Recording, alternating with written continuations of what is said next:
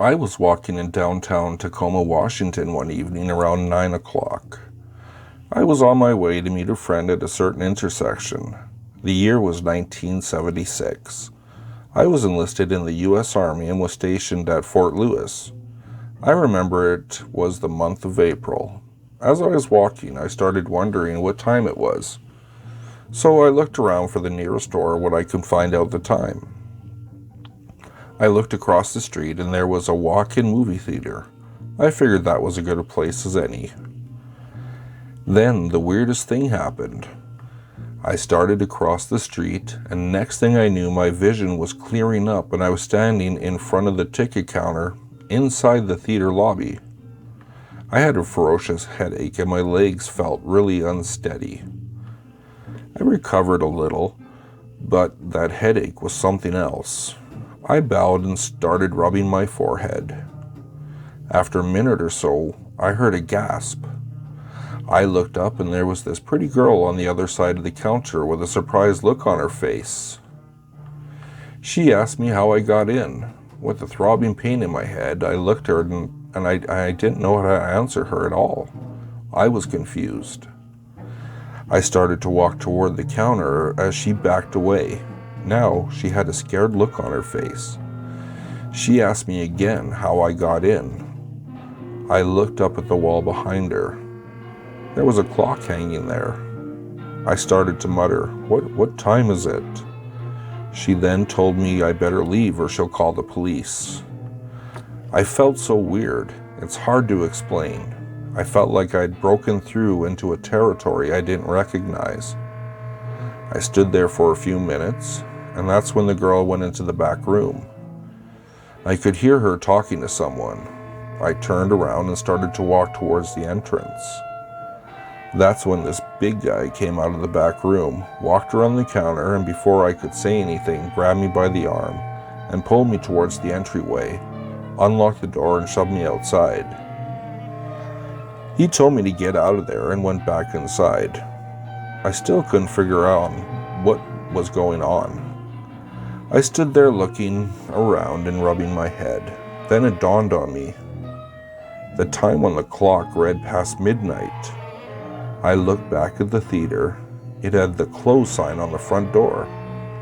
The girl and the guy were still in there looking at me. The big guy opened the door again and warned me that if I didn't leave that instant, he was going to kick me in the ass. So I started to walk away, still confused. And as I was walking, I heard the guy say, I don't know how you got inside with the door being locked, but you better not come back. The headache eventually, it went away, and I really never did meet my friend.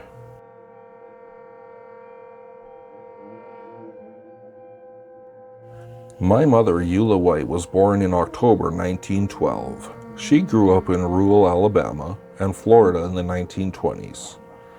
She told a lot of stories of the people and the events of those days, most of them of interesting but ordinary events.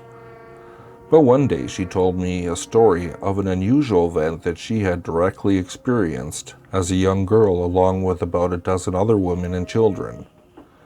I remember this event well even after all these years, she said, precisely because it was so unusual. In those days, she told me, rural Alabama was still kind of backward. Little electricity and horses and wagons, the only form of transportation for many farm folk. I remember it was a bright summer day. Early that morning, the other woman and I had gathered on the front porch of the Hawkins farmhouse to shell quite a few bushels of peas and beans for preserving and just to talk as we worked. The younger children were playing in the yard.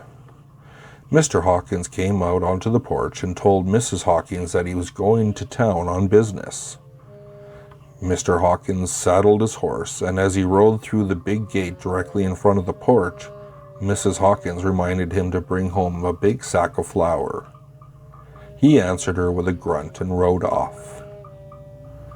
About mid-afternoon, we were still on the porch shelling peas. We looked up and saw Mr. Hawkins approaching the house. The road leading to the house came off the main road and was about 300 feet long and ran directly up to the porch, so we could see him coming quite clearly. Thrown across the saddle in front of him was a large white cloth sack of flour, and cradled in his left arm was a brown bag of other groceries. We watched as he rode up to the gate, and when he stopped there, waiting for someone to open it, one of the boys ran to the gate and opened it. Then, in full view of us, women and children, Mr. Hawkins vanished. He just disappeared, instantly. We sat there for a second or so, just astonished. Then, terrified, we began screaming. After a few minutes, we calmed down, but we were still shaking and confused. We just didn't know what to do. So after a while, we went back to shelling peas. But all of us, the children too, huddled up there on that porch. Afraid, Mrs. Hawkins made one of the boys close the gate. About half hour later, we looked up again and saw Mr. Hawkins riding towards the house with that same white sack of flour across the saddle in front of him, and that same brown bag of groceries in his left hand. Again, he rode up to the gate without a sound and stopped. None of us had the nerve to open the gate. We were all just too afraid to move. We just sat there staring at him, waiting to see what would happen next. Finally, to our relief, Mr. Hawkins spoke. "Well, is someone going to open the gate for me?" Mr. Hawkins' mother said, "Got there before he arrived."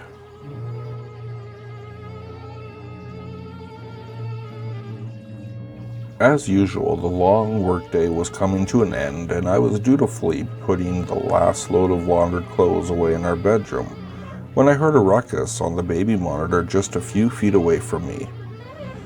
I thought it was strange when I knew my husband and toddler were both in the living room quietly watching TV, as my 2-year-old drifted silently off to sleep curled in my husband's lap as he caught the evening news. The bedroom door was straight in front of me, and I could see all the way down the hall to my husband and son in the lazy-boy chair as this ruckus over the monitor continued. It didn't take too long for me to realize the sounds were very familiar. Earlier in the day, I was in my toddler's bedroom putting a load of folded clothes into the drawers and picked up some stray toys and books that weren't being played with at the time. As I was doing so, I was telling my son about the story of Jack and the Beanstalk for the first time.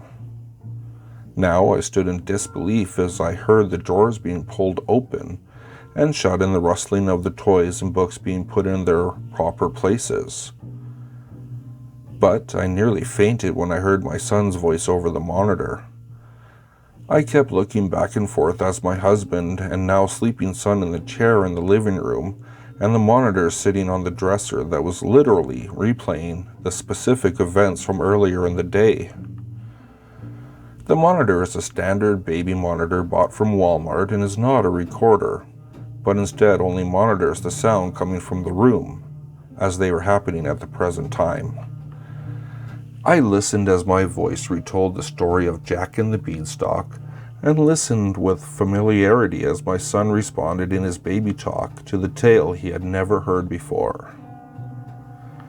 The incredible part was all this happened 5 hours earlier on the same day. I quickly called my husband into the room as he listens to the last part of the story with my voice coming through the monitor and our son's coos and chuckles. He stood stunned and turned his head and looked at our sleeping son flop peacefully over his shoulder. In disbelief, he asked, "How in the hell?" as his voice drifted off, trying not to miss a thing. I just stared at him in the same disbelief, and we both just shook our heads. This has never happened before or since, and became pretty clear from the beginning that we were listening to some kind of warp in time.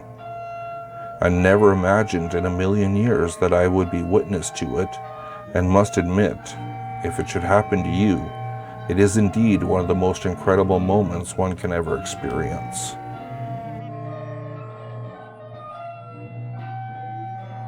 It all began when Rick and I were going to a friend's house last September. We were driving Rick's beat-up old truck, and the drive went smoothly for the first 45 minutes. Suddenly, the truck's engine died, and Rick and I were stranded on a deserted highway in the middle of the night. We were surrounded on both sides of the road by cornfields that stretched into the distance. Rick began a desperate effort to restart the truck and fix the broken engine. He tried to fix the truck in vain, but nothing seemed to work. Rick finally gave up, and we decided to walk to the nearest town about 2 miles away to find a payphone to call our friend. We walked for what seemed like hours, and the town was nowhere in sight. However, just when desperation was about to grip us, we saw light, a gloriously bright light, shining over the street hill up ahead of us. We ran up the steep hill that blocked us from the light and were flabbergasted by what we saw. Just over the hill, Rick and I saw what could only be described as a futuristic city with lights streaming out of every window of the massive metallic towers. In the middle of this futuristic city was a huge silver dome. I stared at the city, stunned, until Rick elbowed me, which pulled me out of my trance, and he pointed to the sky. Hovering above the city were hundreds of hovercrafts. One flew towards us with amazing speed. Rick and I were so scared that we took off running back down to the broken truck. I never looked back, but I felt someone watching me the whole way. When we got back to the truck, it started without difficulty, and Rick and I took off as fast as we could in the opposite direction. We never went back or spoke of it again to this day.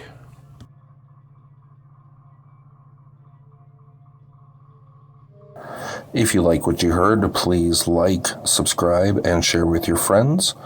If you'd like to, you can follow me at Twitter. The handle is @FuzzyPantaloons, and I'll see you all next time.